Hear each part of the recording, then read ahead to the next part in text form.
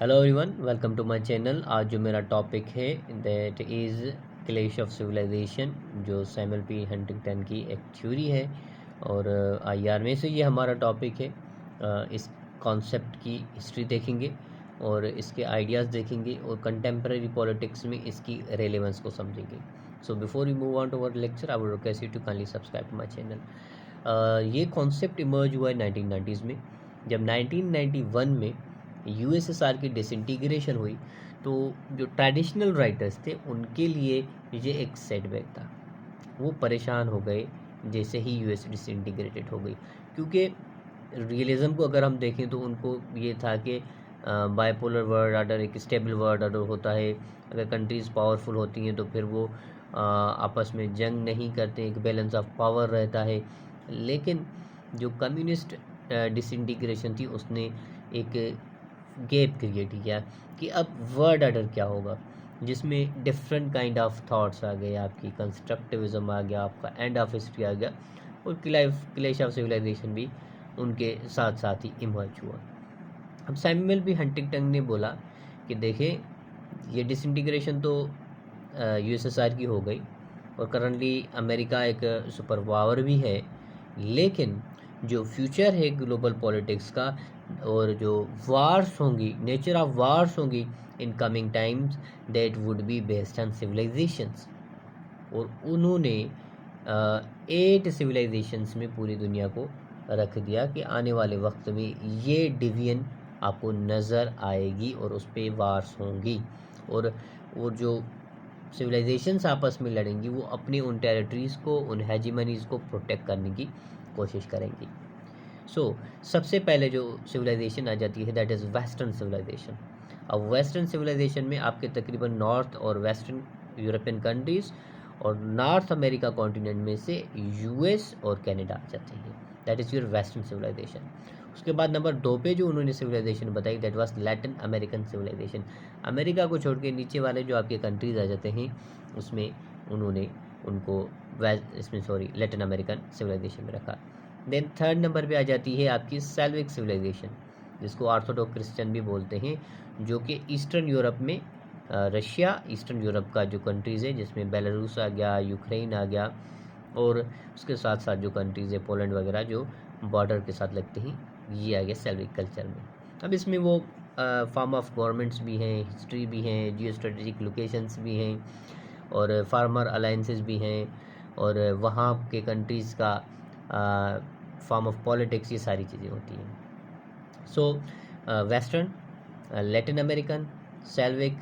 The fourth is Confucian civilisation. अब Confucius क्योंकि China से उसका ताल्लुक था, तो जो चाइनीज़ कल्चर से रिलेटेड जितनी भी आपको मिले सिविलाइजेशन, इसमें चाइना आ गया और ईस्ट एशियन कंट्रीज़ में आपका ताइवान आ गया और उसके अलावा जो कोरियन कंट्रीज़ हैं, फिर आसियान में से कुछ उनसे मिलते जुलते हैं। फिर नंबर 5 पे आपका आ जाता है जापानीज सिविलाइजेशन। इस सिविलाइजेशन में सिर्फ और सिर्फ जापान है, उसके अलावा और कोई नहीं है।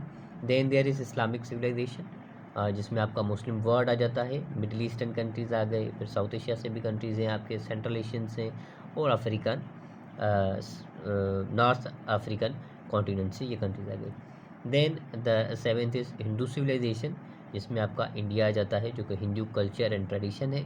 And the last one is African civilisation, जो कि अदर देन मुस्लिम जो कि कंट्रीज़ है जो इस्लामिक सिविलाइजेशन में आते थे, उसके बाद वाले सारे कंट्रीज जो हैं वो अफ्रीकन सिविलाइजेशन में चले जाते हैं। देखें अगर इस कॉन्सेप्ट की आप रेलेवेंस को इन कंटेम्प्रेरी पॉलिटिक्स कि आज ये चीज़ कहाँ पे पहुँची है। यूक्रेन और रशिया की वार बज़ाहिर तो देखें इस कॉन्सेप्ट के अगेंस्ट है, क्योंकि दोनों सेल्विक कल्चर में आ जाते हैं, लेकिन दोनों की वार है। लेकिन इसका एक और भी पहलू है कि रशिया ने यूक्रेन पे इन्वेड क्यों किया। इन्वेड इसलिए किया कि Ukraine was going to be part of NATO और रशिया ने इस चीज़ के लिए वार्न किया कि do not bring that thing at my doorstep, और जिसके नतीजे में उसको इन्वेड किया। और जिसको जॉन मर्शिमर जो राइटर है आईआर के, उन्होंने भी इस चीज़ को सेकंड किया है कि जो रशियन इन्वेजन है वो actually because of western invasion है, क्योंकि इस इन्वेजन के पीछे वेस्ट था। तो हैंड्स क्लियर कि यहाँ पे तो एक वेस्टर्न सिविलाइजेशन और सिविलाइजेशन लड़ रही हैं। हालांकि भले यूक्रेन सेल्विक सिविलाइजेशन का पार्ट है, लेकिन क्योंकि उसकी बैक हैंड पे वेस्टर्न सिविलाइजेशन है और वो आपके रशिया को पसंद नहीं है। फिर आप देखिए चाइना यूएस वॉर और वेस्टर्न एलिस अगेंस्ट चाइना जो टैरिफ्स लगाते हैं, तो you could also bring that thing in the frame of the civilisation, clash of civilisation. फिर उसके अलावा जो क्राइसिस है अफ्रीकन कंट्रीज़ में और जो राइज ऑफ अफ्रीकन नेशनलिज्म है, तो वो भी हमारे सामने है। So it could be said के नॉट नाउ में भी, अगर अभी हमें नहीं बाज़ाहिर ये चीज़ लगी, लेकिन फ्यूचर में ये चीज़ एक पॉसिबल है कि चीज़ें एक पर्टिकुलर जियोग्राफी के हिसाब से डिटरमाइन हो, एक पर्टिकुलर कल्चर के साथ डिटरमाइन हो, एक पर्टिकुलर रीजन के हिसाब से डिटरमाइन हो। क्योंकि with the passage of time world war 2 के बाद कोल्ड वार जैसे एंड हुई है, तो इन रीजन्स में एक सेपरेट नेशनलिज्म क्रिएट हुआ है जो कि रीजनल बेस्ड है, सिविलाइजेशनल बेस्ड है और आइडेंटिटी बेस्ड है। और उसके साथ साथ अगर हम देखें तो Japan has time and again asked US to leave its military bases. वो अपने आर्मी के जो बेसिस है उसको छोड़ के चला जाए अपनी आर्मी लेके। Everyone want to be self sufficient. The rise of Germany देखें, इस मल्टीपोलर वर्ल्ड सिस्टम में एक सिविलाइजेशनल फैक्टर तो है। आप इस्लामोफोबिया का कॉन्सेप्ट देखें, लास्ट कल जो 15 डेट को मनाया गया है पूरी दुनिया में दिस डे, तो ये भी एक वाज़ेह चीज़ है कि एक जो क्लैश ऑफ सिविलाइजेशन है रियलिटी है। लेकिन हम उसको अल्टीमेट एंड नहीं कह सकते। There are multiple identities, multiple facts and multiple situations. जैसे पोस्ट मॉडर्निज्म का कॉन्सेप्ट है कि बहुत सारे ट्रूथ्स है दुनिया में, कोई एक हकीकत या एक रियलिटी नहीं है, there are multiple realities. Hope that I could explain the topic in a very decent way और आपको बात समझ आई होगी।